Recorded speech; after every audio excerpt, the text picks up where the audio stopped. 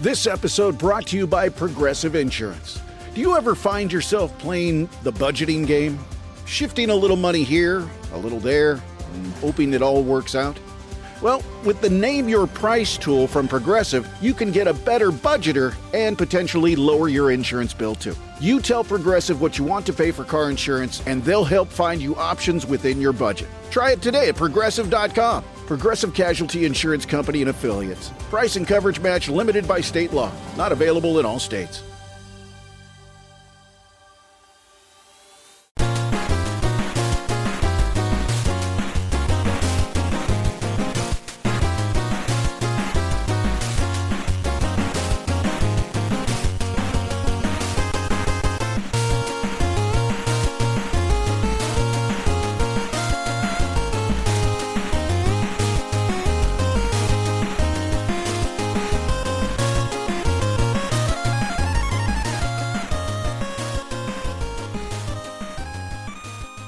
Hello again, hockey fans. Are you ready to brave the wild? With me, your host, Paladino Joey, or Joey Owygen. Brave the Wild is available on all of your favorite podcasting apps and also, of course, on the Hockey Podcast Network. Always want to thank Dylan and Kyle for having me on board that awesome page. All kinds of great hockey shows on there, including this one. Doggone it. Like to believe it's a great hockey show. And yes, friends of mine also make some great shows as well. With that said, the Minnesota Wild regular season hockey has begun. Has it been a great start to the season? Well, it looked like it was going to be. And the Wild are like, I don't know, what's our record now? Like 2-3-1. Yeah, 2-3-1 after the first 6.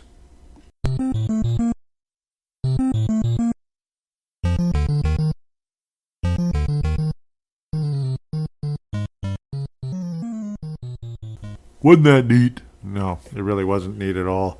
It just isn't at all. Let's see. No Los Angeles Kings protest. Yeah, we don't want the LA Kings here. Just no Los Angeles Kings. Welcome. Just go Carolina Panthers. Hurricanes. I mean, sorry. Yeah. Well, it's nice. That's about as far as I'm going here about that. Anyhow, no.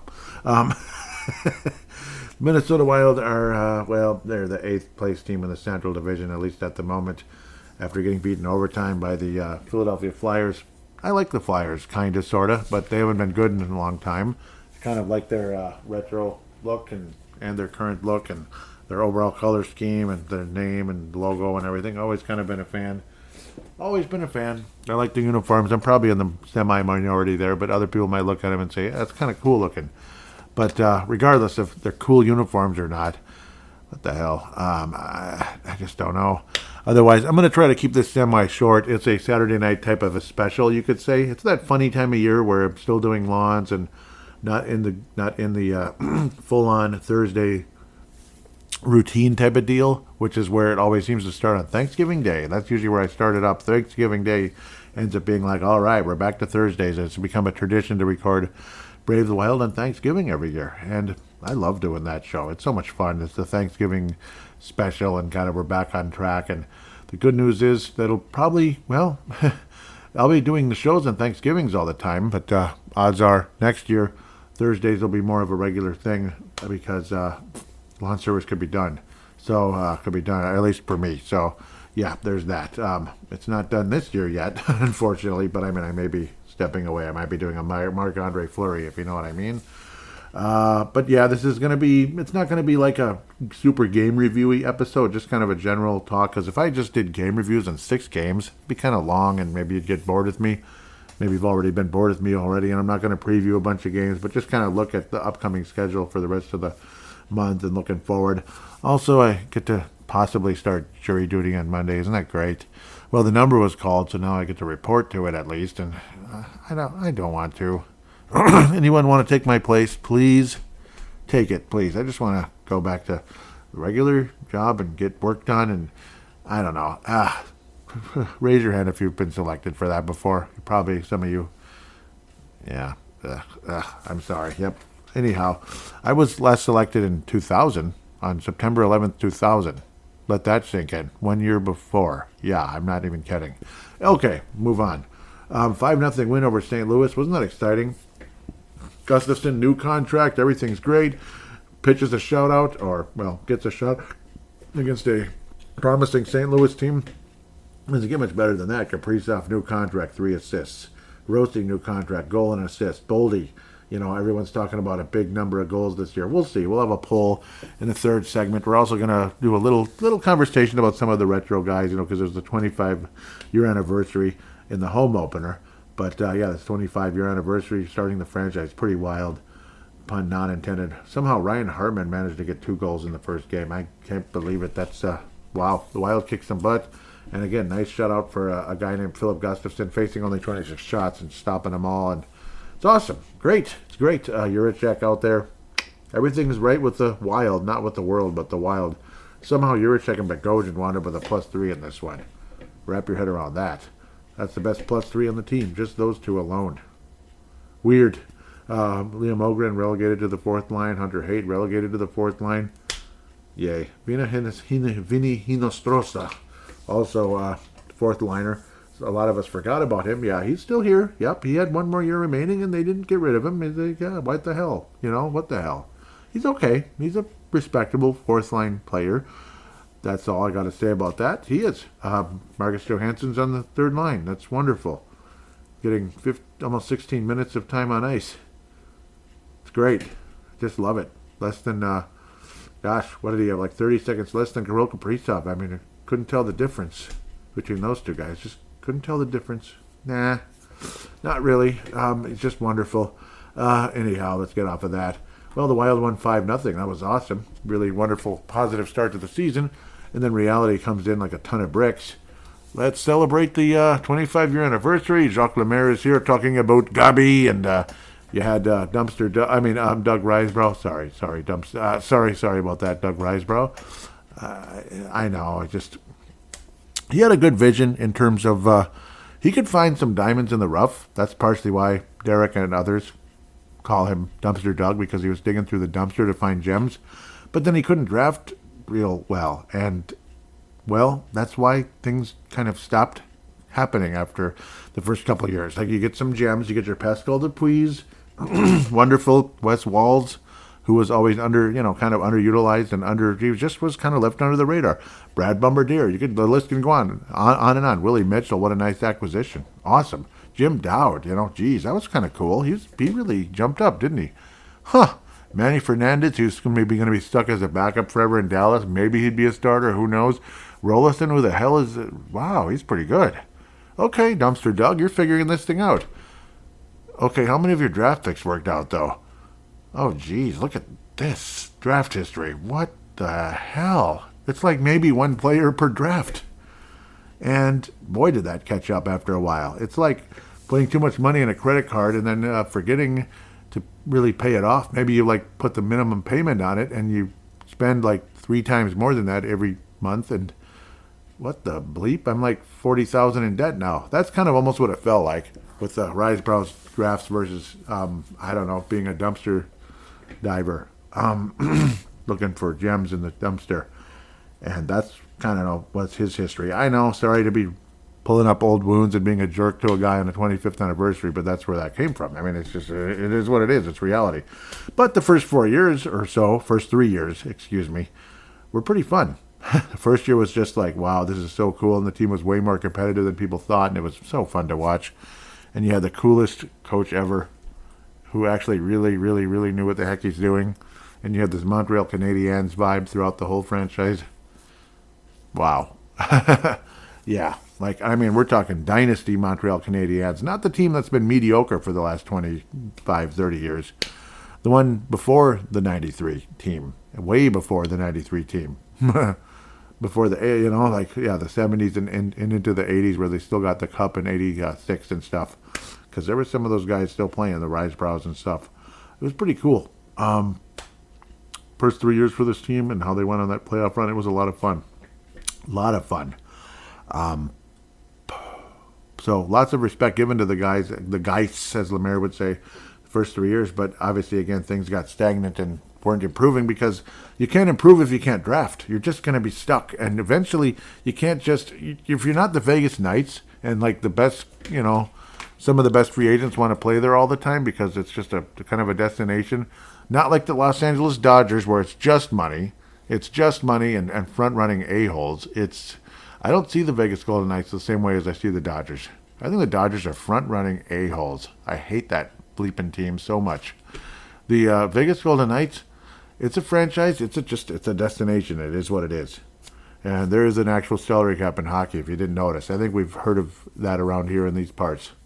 I think we know what the salary cap is in the NHL in Minnesota. Not like the exact figure, but what it can do if you're strapped. Doesn't baseball? They just do whatever the bleep they want. It's a free for all, pretty much. It's annoying. Time. It's always vanishing. The commute, the errands, the work functions, the meetings, selling your car.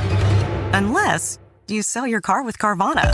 Get a real offer in minutes. Get it picked up from your door. Get paid on the spot. So fast you'll wonder what the catch is. There isn't one. We just respect you and your time. Oh, you're still here? Move along now. Enjoy your day. Sell your car today. Carvana. Pickup fees may apply. Big color, bigger savings. It's Sherwin-Williams' biggest super sale. Get 40% off paints and stains October 17th through the 27th with prices starting at $29.39. Whether you're refreshing your interior or exterior, we've got the colors to bring your vision to life. And with delivery, getting everything to your door is easier than ever. Shop online to have it delivered or visit your neighborhood Sherwin-Williams store. Click the banner to learn more. Retail sales only. Some exclusions apply. See store for details. Delivery available on qualifying orders. Help keep our community safe and healthy during National Prescription Drug Takeback Day, October 25th. Find a collection site near you at deatakeback.com. Do your part to lower overdose deaths and prevent drug misuse before it starts. It really is. It's just hurting the sport. It really is. Wrong topic. This game sucked. 7-4. Felt like Dumpster Doug was still in charge. Yeah, in the later part of his tenure, 7-4. We gave up 7 goals in this game. You realize that? There is another Kirill in the NHL, and let's just say I didn't hear about him all that often. He got a hat trick. It's 4th of his career. Yeah, Kirill Marchenko. Wow. Charlie Coyle happens to be on the Columbus Blue Jackets too, and Dean Evason. We got to see all those facial expressions. That stare that reminds you of maybe the tune in Who Framed Roger Rabbit that was underneath Judge Doom. Kind of looked like that a little bit. Did you ever think that? Those piercing eyes? Kind of looked like that. Like, remember me, Eddie? Kind of looks like that a little bit. Those eyes are scary, man. I'm telling you, those eyes on Dean Evason are quite scary when he's got that stare at the ref like, are you bleeping kidding me kind of type of stuff. It's interesting. They beat us 7-4. Yuck. But great night to celebrate the franchise history, I guess, by losing 7-4 to your sister team in the same expansion draft. Well, at least we went to the conference final and they didn't.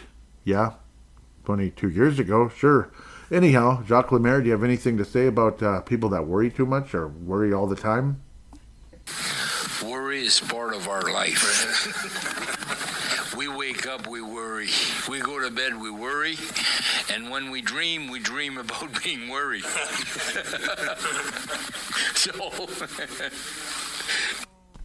Isn't he the coolest guy in the world? I mean, who doesn't like Jacques Lemaire?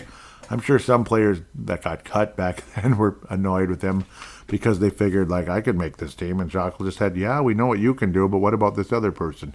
Pascal Dupuis, guys like that. Yeah, instead of Ian Herbers and guys like that, I'm sure that were, pissed off, frustrated. Like, how am I not good enough to be on this team? I know, believe me, I can imagine the frustration. But, Lemaire and Risebrow did find a couple gems that helped take this team to higher heights than maybe some of those other guys that were hoping to at least get one NHL year, like one more NHL season in their belts and to fill up, help their financial situation as well. But it just didn't work out for those guys. Tyler Pitlick had his season debut for the Wild tonight versus Philadelphia. Pretty crazy. 33 years old from Minneapolis. He's the older Pitlick. He used to play with the Stars and stuff. We talked about him before. Ogren was sat down. That's great. But other guys like Zeev Buium, he's been a wonderful start, generally speaking, on the offensive side, but he is a -7, and he has made some turnovers and some mistakes defensively, but 5 points already, pretty wild, pun not intended. Great on the power play. He's the top power play quarterback, and the Wild's power plays look promising, but except the last couple nights hasn't been as promising, and the penalty kill is back to being as bad as it gets. So it's like, here we go again. The penalty kill still sucks. Yep, Kaprizov, 9 points in 6 games. Boldy, 9 points in 6 games. 4 goals and 5 assists each. Tarasenko also has 4 assists and now got his first goal of the season. 5 points for Vladimir Tarasenko. All right. Marco Rossi has been wonderful as well. 5 points in 6 games. 1 goal, 4 assists. Great. Stay healthy. Joel Eriksson Ek, 1 goal, 3 assists for him. Marcus Johansson, well, he's on pace for 41 points. Yeah, sure he is. Well, he's got 3 points in 6 games. Yep. Hardman had his 2 goals to start off the season and hasn't scored a single thing since. Not a single assist. Not diddly doo-doo. But just some doo-doo type penalties. That's about it. Brock Faber. Oh, man. Well, he's 23 now. He's a -5 in 6 games and no points. So it's kind of like what I was talking about last year, the whole sophomore slump thing. I kind of feel that a little bit. Brock Faber, now it's the junior slump, at least to start off the season. Partially, it's like the added responsibility and like star players not being available to help him out. It's frustrating, though. Jonas Brodin did come back pretty fast. He's already had 5 games on the season. A lot of people were afraid he might miss the first few weeks of the year, and he came back after pretty much the first game. So, wonderful there. Philip Gustafsson had that big shutout to open up the season, and since then it's been kind of lousy. 5 games, 14 goals against average of 3.56. He's 1-3. Yuck, city, blankety blanket. It's been disappointing. Jesper Wallstedt basically 1-0-1. So he's gotten a win. He's gotten that was that overtime victory over the Dallas Stars, and then tonight the overtime loss to the Philadelphia Flyers. Ouch. But save percentage just under 91. And goals against average of 2.35. 2 games so far for Jesper Wallstedt, but great start to his season here. And it looks legit now. He's not the third goalie. There's no Marc-Andre Fleury. God bless Marc-Andre Fleury, but 40 years old. It was time. I don't know. If he was with like his former team, like back there, and they were competing for a Stanley Cup championship or something, and well, he was just kind of he's just okay. Yeah, he'd be a nice backup, and we have this, this other future Hall of Famer who's significantly younger as the starter. Sure, but when you have Jesper Wallstedt, who needs to be out there, needs to be playing, he's not going to gain confidence rotting in Iowa. If anything, he's just not. Whether he's getting shutouts or he's getting shelled, he's not going to gain confidence in Iowa. He's going to gain confidence in the National Hockey League, one way or another. And so far, Jesper Wallstedt's been the better goalie, except for the first game of the season. Jesper Wallstedt has been the better goalie. So very encouraging sign there for Jesper Wallstedt. Philip Gustafsson, I'm sure he'll be better. I wouldn't doubt for a second, but watch out. You never know. People get comfortable once they got that contract. We've seen it happen. Like Manny, even Rolly wasn't as spectacular after his new contract. And eventually he got frustrated as Manny became the full starter. And eventually Rolly was traded because Rolly generally was a nice guy, but I don't know. I think he got a little pissy at times too, especially when he wasn't really playing. A lot like a guy named Cam Talbot locally not too long ago either. Yep, the overtime win against the Stars. Did I say Dallas? The overtime win versus the Stars. Dallas game didn't go quite as well. No, it was the Kings. I don't know why I got them messed up. It was our no Kings.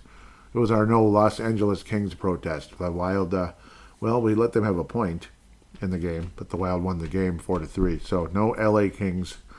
Darcy Kemper, sorry buddy, no L.A. Kings. Nope. 3 goals against in the game. Wild ended up winning officially. Fiala would score. Byfield, good for him, getting a couple points. Number 2 overall pick years ago. So far, has he really panned out as that type of a guy? I don't think so. But good luck to him if he does. Hopefully, that it is what it is. We'll just leave that where that is.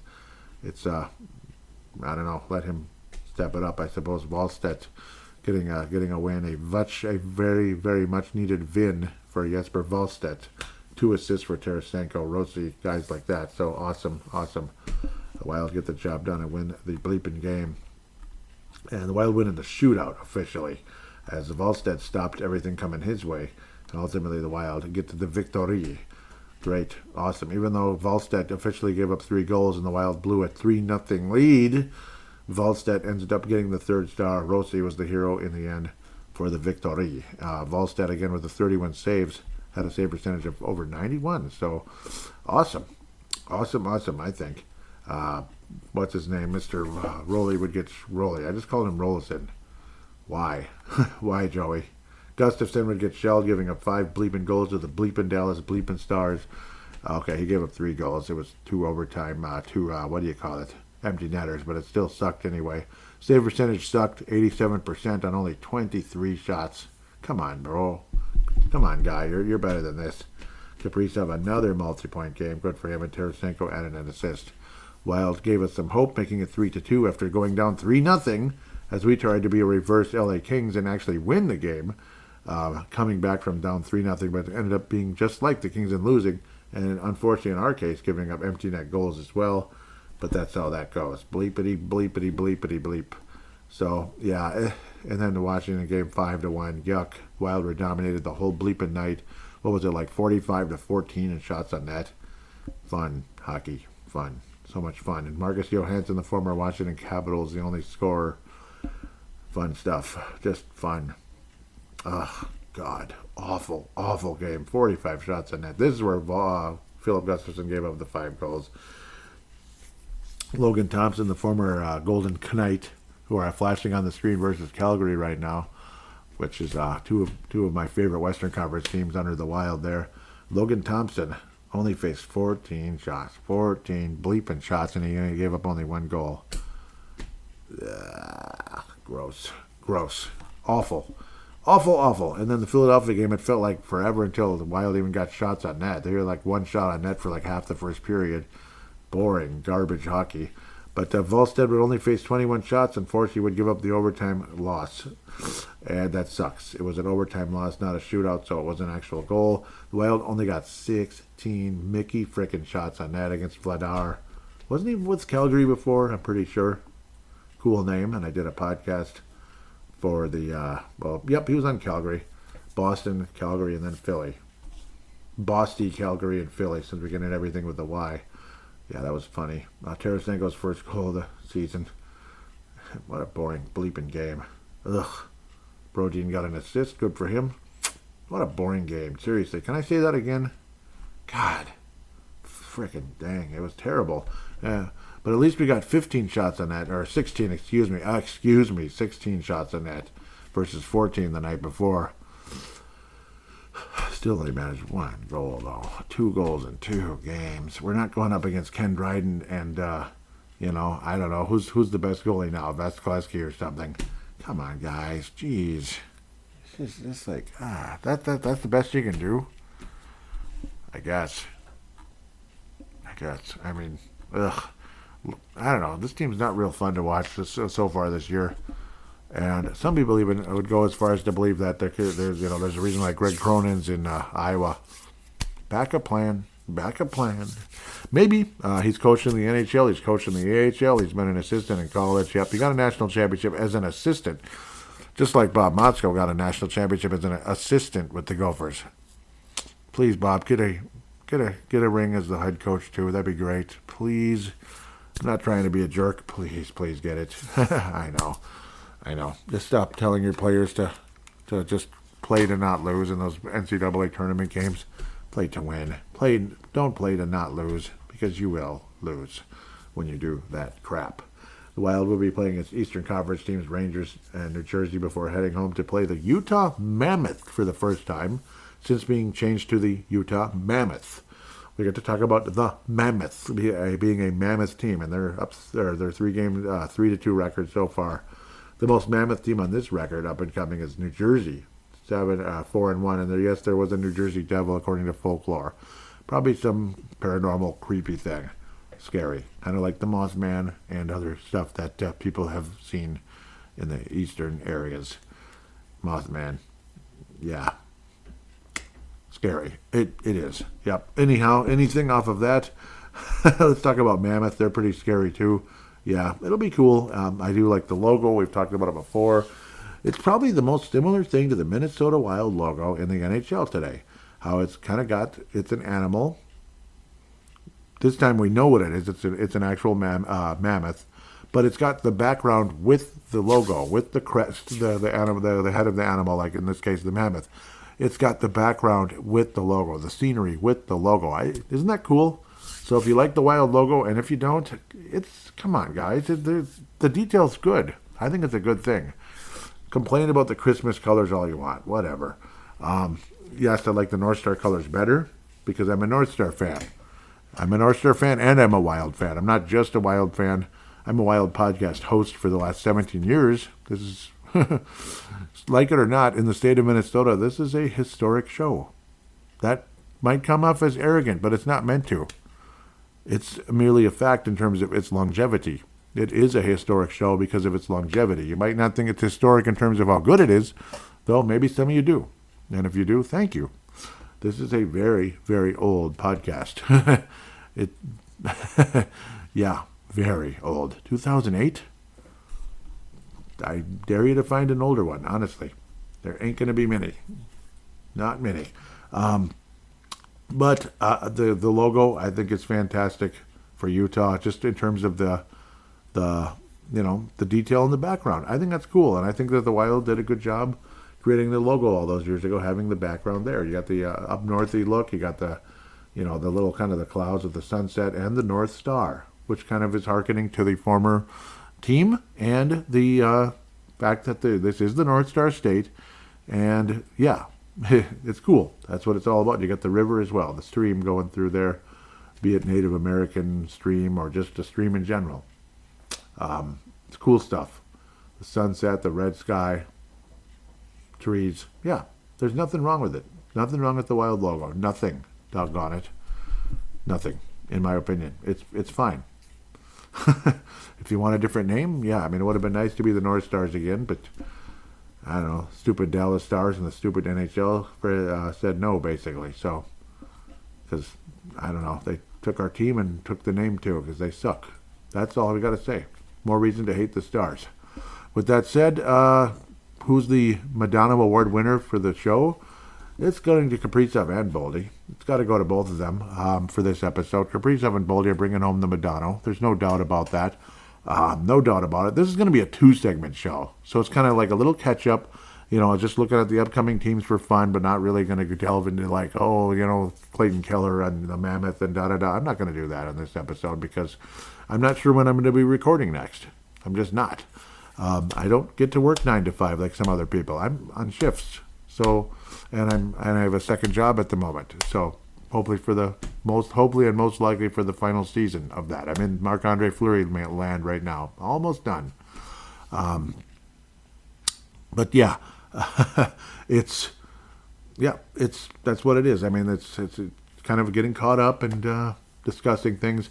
Madonna's going to 2 guys, Boldy and Kaprizov, and all of that. There's a nice poll there. We'll talk about that in a little bit. Apparently, the Crease podcast is not recording this weekend. I do believe that's what Derek said, and we'll talk about that in the second segment, which is fan interaction. I could throw in before the fan interaction part. It'll be a second segment. Or I could look at it now. What the hell? Keep it to 2 segments. Look at the prospects just a little bit. I'll try to keep it brief if humanly possible. But the James Shepard Memorial Popcorn Maker, whatever. And I swear on the Holy Bible, I know how the James Shepard Memorial Popcorn Maker's been out there for years.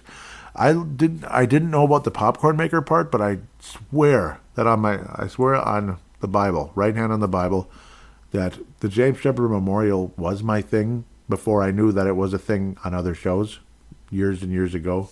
It was my thing. I swear I did not copy anybody.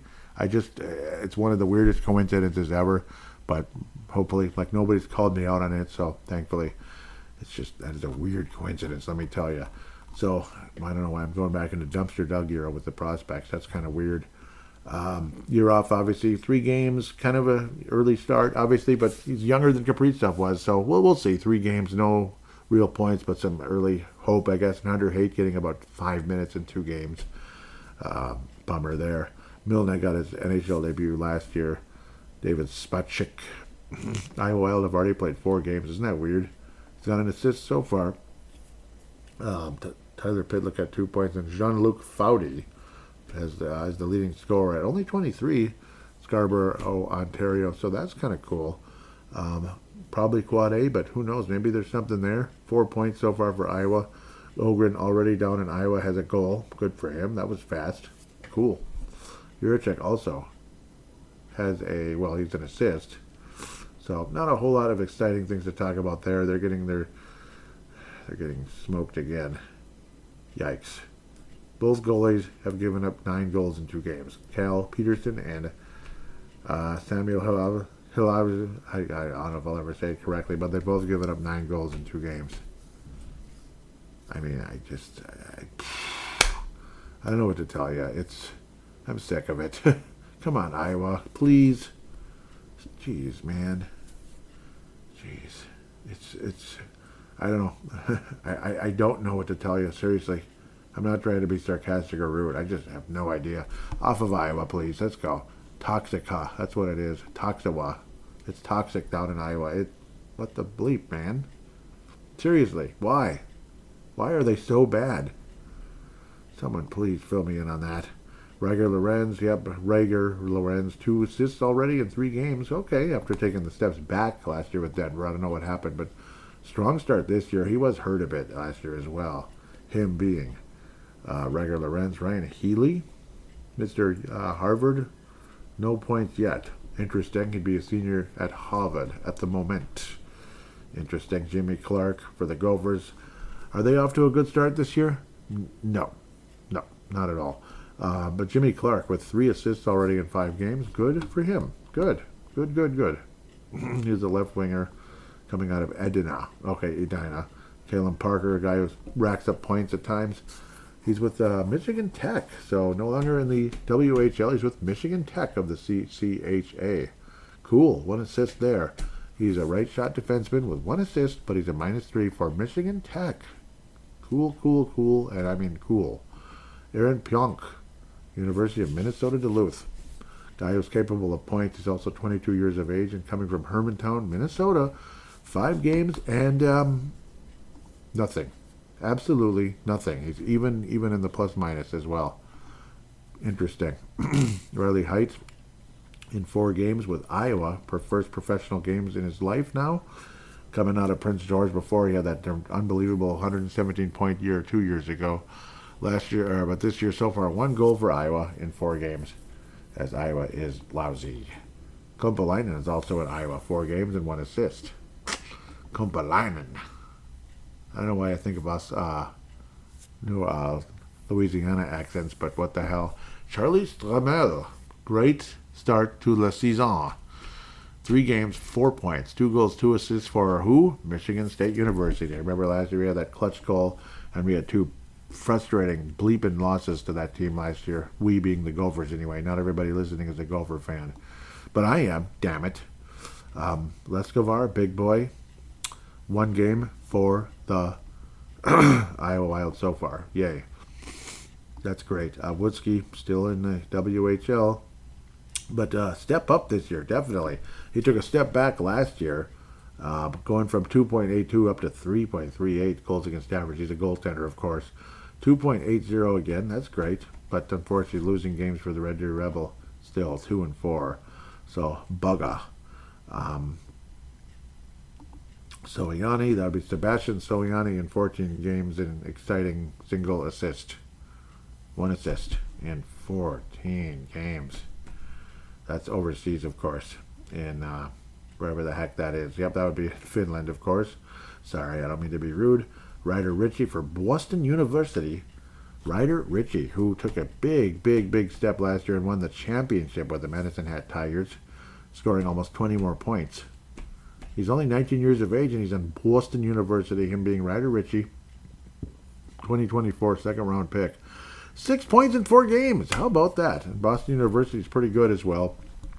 But 6 points in 4 games. Rock and roll. Ryder Ritchie and, of course, Zeev Pyrrhus, 5 points in 6 games for the Minnesota Wild. Justin Kipke did go to the Arizona State Sun Devils. Cool. 3 assists so far for him in 5 games, but a -4. A left shot defense. Sorry if this is dragging, but it is cool to look at these guys. Carter Klippenstein. Happy Halloween, Carter Klippenstein. 7 games. I don't know what I'm talking about. 3 assists, but a -7 games, 2 goals, and 1 assist, but a -5. And he does seem to get penalty minutes. I bet he's got 14 so far this year. He's had 49 and 50 the previous 2 years, respectively. He is a 6'3", tough guy for the most part, who can score. And he plays for the Brandon Wheat Kings. Wasn't there a quarterback in the NFL who was like a late pick and like an old rookie named Brandon Wheat or something? Or was it Braden Wheat? I think it was Braden Wheat, and he was not really good. He was not really good. Sorry. Lirim Amidovsky for the North Bay Battalion. Rolls right off your tongue in the OHL. We do have an OHL podcast, by the way, on the Hockey Podcast Network. 5 points in 8 games. Good for him. He's a right winger. This is the 2025 draft pick for Minnesota. +3 as well for his OHL club. Good for him. Adam Bennick. Ever heard of him? Sweet Mother McCree. I just, wow. He's in the OHL, and I think he's, you know, people look at you and tell you you're overqualified, like you're maybe this, you have like I don't know, you're just really good at a lot, like everything, and you're, I don't know, working in a job that you're overqualified for. Adam Bennick's overqualified for the OHL. 8 games, 19 points. 19 points. You heard that? Should I say it one more time? 8 games, 19 points. Holy cow. He's only 5'8", but oh my God, the skill level. Hopefully he can, what's the word? Hopefully Adam Bennick can translate to the next couple levels, AHL and the NHL, because if he's anything like this, holy crap. U.S. Hockey League isn't that bad, is it? Or isn't that much tougher? He had 59 points in 56 games last year. This year, 19 and 8 so far, and he's a +14. You son of a gun. This guy's awesome. Pilsner, was it Pilsen? Yep, I probably hope I pronounced Pilsen. Yep. Well, Mr. Pilsner, you are Pilsnering it, boy. Theodore Hultqvist. Not bad either. Right shot defenseman. What has he got? 5 assists in 9 games for Orebro Hockey Junior. Orebro Hockey Junior. Now, that is like the lesser league, because he was in the full Swedish Hockey League for only 6 games last year, managed a single assist. The year before, this year, he's been at the pro level with 1 assist in 6 games, with 5 assists at the junior level, where last year, at the junior level, Theodore had 22 points in 41 games. So we'll see what happens. He was also pretty good in the postseason. 5 points in 4 games in the postseason. Isn't Ryder Ritchie that kind of guy as well? He's like a postseason kind of a... Yes, he is. Holy crap. 18 games, 18 points. The previous year, 7 points in 5 games. Ryder Ritchie. I think he got something with Ryder Ritchie. I do. I think Ryder Ritchie, that was a second-round pick in 24, and he's doing pretty well for Boston University. I think Ryder Ritchie skates in the National Hockey League someday. At least I would certainly like to believe so. One guy, I forgot to mention him, Aaron Kiviharo. Everybody's excited about him. He's playing, not praying. Well, maybe he's praying too. He's from Denmark, but he plays for the Finland team, and he is Finnish. But he grew up in Denmark. You know how people do that sometimes? Yeah. 4 points in 9 games, -3 for Helsinki. What the Helsinki is going on? HIFK, Helsinki. For that SM Liga League. And I'm probably mispronouncing it, but, he's doing something. But he's productive to a point, but I don't know. I don't know how much he's going to translate to the National Hockey League. I have no idea with that one. But Richie, I got a good feeling. And Bennick, well, can't wait to see what he can do at the next level, because I think he's got the OHL mastered. I don't think he's figured it out. I think he's got it mastered already. It's like, again, you're too qualified for that. Okay, that was a little longer than, well, it wasn't that long. That was about an extra 10 minutes or so to talk about the prospects. And it's always fun to look at those guys to see how they're doing. And my goodness, you look at some of them and you're like, holy cow, this kid can play. And you look at others and you're like, huh. You know what I mean? Just, huh. And that's about it. So we on. Oh, no. Excuse me. I didn't say any names or anything. But, yeah, huh. Anyhow, with that said, you get the point. I forgot to mention the James Shepard Memorial. It's probably, I don't know. Just generally the frickin' penalty kill, man. It could go to a number of guys. The penalty kill just stinks so far for the Wild. So it's frustrating to watch. Disappointing, generally speaking. It also sucks that Liam Logren doesn't have any points so far in 5 games. But how can he when he's rotting on the 4th line? So that's disappointing to say the least. Spurgeon's a -6. What the blank. Obviously the goaltending by Gustafsson after the first game's been awful. So just kind of general. It's a couple guys you could kind of guess, throw a couple guys together in a blender and you really can't go wrong. So with that said, we'll take a quick break, come back for fan interaction, but first we're going to hear from DraftKings. Hockey is back, and this season, DraftKings Sportsbook, an official sports betting partner of the NHL, brings you all the speed, skill, and nonstop action you love. New customers bet just $5, and if your bet wins, you'll get paid out $300 in bonus bets instantly. Well, you want to look at some of the lines coming up for the games tomorrow on the DraftKings app and see how much fun it is. Vancouver visiting the Washington Capitals. The money line is the Washington Capitals hosting, who beat the Wild pretty bad recently, -162, whereas on the Vancouver side, +136. So you can make money on Vancouver if they're able to overachieve in that case. Edmonton Oilers visiting the Detroit Red Wings, favored because the Oilers look good, -142. Detroit, the home team, +120. Final one, not final, but the Boston Bruins visiting the Utah Mammoth. Mammoth are heavy favorites versus the Bruins. How about that? -128 or 218, and the Bruins are +180. Anaheim Ducks. This is the final one. Anaheim Ducks visiting the Chicago Blackhawks. Tells you about the Blackhawks as they are the host. They're only a +105. The Ducks -125. The Ducks, and the Ducks. Let's go hunting, Chicago, right? Download the DraftKings Sportsbook app and use code THPN. That's code THPN to turn $5 into $300 in bonus bets if your bet wins. In partnership with the DraftKings, the crown is yours. Gambling problem? Call 1-800-GAMBLER. In New York, call 877-8-HOPE-NY or text HOPE-NY 476-369. In Connecticut, Help DEA keep our communities safe and healthy by participating in National Prescription Drug Take-Back Day, Saturday, October 25th. Take action right in your own home by cleaning out your medicine cabinet of unneeded medications. Keep them safe, clean them out, take them back.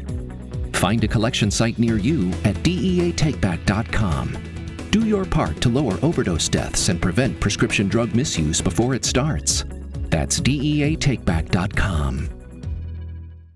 help is available for problem gambling. Call 888-789-7777 or visit ccpg.org. Please play responsibly. On behalf of Boot Hill Casino Resort in Kansas, pass-through of per wager tax may apply in Illinois. 21 plus age and eligibility varies by jurisdiction. Void in Ontario. Restrictions apply. Bet must win bonus bets, which expire in 7 days. Minimum odds required. For additional terms and responsible gambling resources, see dkng.com or .co/audio. Limited time offer. Copyright NHL 2025. All rights reserved. Da.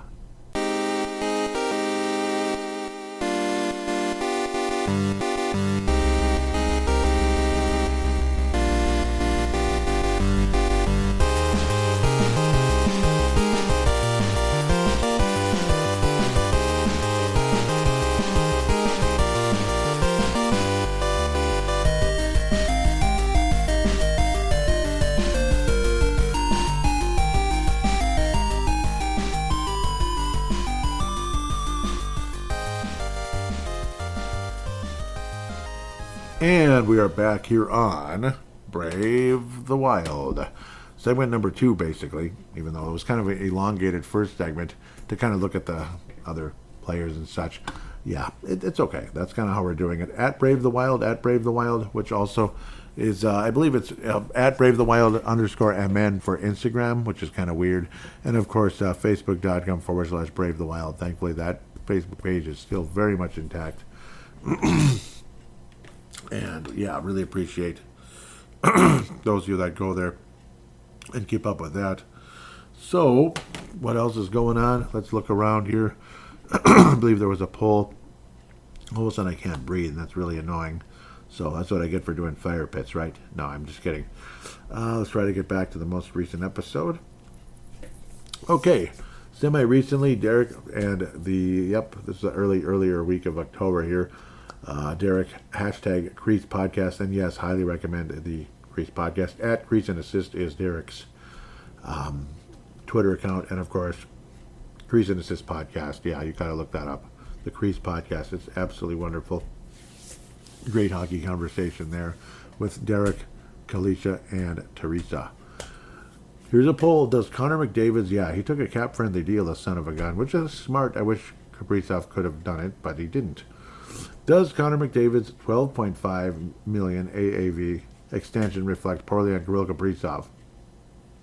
The four choices are, yes, Kaprizov looks greedy, 31%. Number 2, Cap signed 8-year deal, though, with THO. Look at you. 3 is no, the Wild were desperate. And who cares? Ouch. Well, I care, damn it. Well, the winner is, yes, Kaprizov looks greedy at 31%. Second place, who cares, at just under 30%. Third place, Cap signed an 8-year deal, though, 27.4%. So, yes, it's a commitment. It's more of a marriage than like a prenup or something, which is kind of what that feels like. And no, the Wild were desperate, getting about 12%. I'll leave the comments for Derek's show, of course. When the Wild got smoked by Dean Evison's team, I wrote out, as Dean Evison might say, awful. I mean, awful. Dean, would you like to comment? We were awful. Like, awful. Well, that's pretty much what Dean would have said if he was still the Wild coach, but fortunately he was probably more like, got those SOBs. Sure did. Derek responding to that comment, with Dean Evison saying, I don't think any coach probably liked this game with all the penalties, Evison or Hines. Yeah, and that's probably true. He probably thought it was awful, just awful too. I was saying it's a damn mess, as Jacques Lemaire would say. There is no doubt. And, yep. Derek says, I think Jacques' old quote about seeing the eye doctor and wanting his old eyes back because he sees so much bad. I see so much bad going on. Yep, I can imagine. I was saying I love the guy. Classic lines like the worry you get about, dream about being worried. Yep, which I played earlier in the show. I remember this one by Derek. Give me a break. Poor goalie. That was awesome. Yep, that was a good one. Give me a break. Poor goalie. Bullshit bloody, right? So in hashtag BGWMN, but I didn't really put out a bat signal, just a poll. So I don't think I got one bleeping comment. Man. That's okay, though. Yeah, Derek and I commented back and forth anyway. And that's okay. This is kind of a spur of the moment. What the hell? I got to get something out there here. I was saying so far this season with the Minnesota Wild. Oh, I like how the old logo shows up now. Like the 2000 looking one. It's like we're either kicking butt or getting our butts kicked. And then tonight was kind of like boring and low scoring and stuff. Yeah, well, we didn't get our butts kicked. We just kind of lost. Derek's next poll here, which also already ended, says, what do you think of Alex Stalock as a TV analyst as part of the Minnesota Wild TV broadcast? And I will admit, with the way I commented on that, I watch a lot of games with no sound on because I'm either busy doing something else or whatever, and it's not because I don't want to listen to them. I do, but I'm usually doing something else.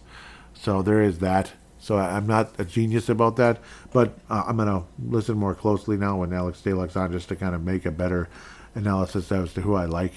It's not like I hate LaPantha and Walls. It's just, I don't think they're earth-shattering broadcasters either. So the choices. with the whole Alex Stalock being on there, what do we think and such? The 4 choices are upgrade over walls and carts, meaning Carter, of course. The next choice is meh, another talking head, like big deal.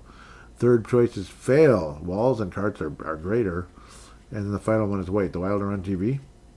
Well, yeah, they are. So, first place, it literally went in order. 38.9, upgrade over walls. Yep, walls especially. Second place, meh, 36.1. Second place anyway. Third place, fail, whatever. The other guys are better. And fourth, Wilder on TV, 8.3%. Put that probably sarcastically. And then I have one here which it's had a couple votes. I should have posted this like 2 or 3 frickin' days ago. It might have helped, but maybe I can come back to it on the next episode if it changes or if there's comments. I was saying, and I didn't like put anybody's name in there. I didn't mention anybody, which is really dumb. Like that's where Derek kicks butt because he mentions people and asks to retweet, and I should have done that, but I didn't because I was kind of in a hurry to leave the place. Unfortunately, that was dumb of me. It's kind of a downfall, isn't it? Your thoughts on Matt Boldy, the Matt Boldy 50 goal conversation? Like other podcasts that are probably more popular than they should be think that Matt Boldy's going to get 50 goals this year. I won't say the name of the podcast, but they're probably more popular and get more exposure than they probably deserve. But maybe other people disagree. That's just how I look at it. But not saying I'm jealous. Just I don't know. I just don't know. Some podcasts I don't think they're as good as people say. That's all. I think a lot of people feel that way. 4 choices are, it's going to happen. He's going to get the 50 goals, basically. Fourth place, how about just get 40 first? The third choice, I doubt it, but maybe. Being like, yeah, it's less. Maybe let's do like 30 or something. And then the last is, yeah, no. So first place so far is, how about 40 first? That's 50%. Second place is, I doubt it, but maybe at 30%. And it's gonna happen. Like, yep, he'll get 50 goals, 20% at the moment, and yeah, no has no votes yet. So there's been a few votes. It's not as scarce as the percentages might tell you, but it could be a lot more. So hopefully more people can get on and still vote on this. It's got 6 whole days left, and I doubt I'll be recording a show in less than 6 days. So I doubt it, unless there's like some crazy, like earth-shattering news coming, and I doubt that too. With that said, I want to thank all of you so much for listening. Huge shout-outs, of course, to MNW Young Guns, great guys, great page on Twitter and everything, and Facebook page. They do an amazing job. They really do. That would be Tomo Burnett and Justin Bakke. Amazing job. I am a part of it, but in a very small way, kind of like voting and such. And I have written it for them before, and I probably always could again if they wanted me to. And I don't know, but Pavel Burnett and Justin Bakke are amazing people. I love those guys, just like I love the Crease Assist podcast, and I truly do. I also like Seth's work, Seth Tupal, on Locked On Wild. I think he does a wonderful job. I've heard years ago, I remember him saying he was a regular listener of Brave the Wild, which is a huge compliment. I hope he still is. If once, just in case you're listening, Seth, tweet me. Tweet me saying yes, it's true or whatever. That's all you have to say. So if you want to, or like a DM or something, let me know. And I think you do a great job on your show. So just letting you know that. So words of like, yeah, keep up the good work, basically. Brave the Wild does appear on YouTube on the Paladino Live Productions page. It might get its own YouTube page someday, but it seems to be getting decent reaction on the Paladino Live Production page. So there's that. If you're interested in Vikings talk, there's Purple Mafia show. That's on YouTube as well to go with the podcast. It's another historic show that's been around forever. So it's been around forever, even slightly longer than this one. With that said, I think I've rambled enough. Other than if you could put a 5-star rating on Apple Podcasts or Spotify or any other app that allows you to do so, but preferably those two would really help. Please help. And if you happen to be listening on YouTube, crush the like button. Please subscribe to the page as well. Paladino Live Productions.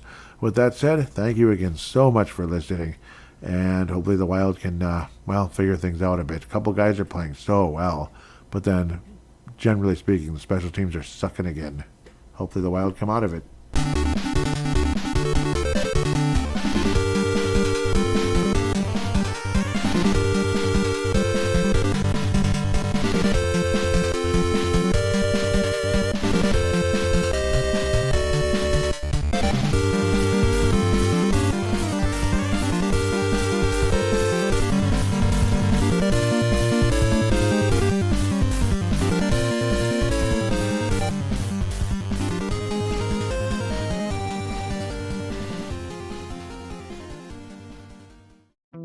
Help DEA keep our community safe and healthy by participating in National Prescription Drug Take-Back Day, Saturday, October 25th. Take action right in your own home by cleaning out your medicine cabinet of unneeded medications.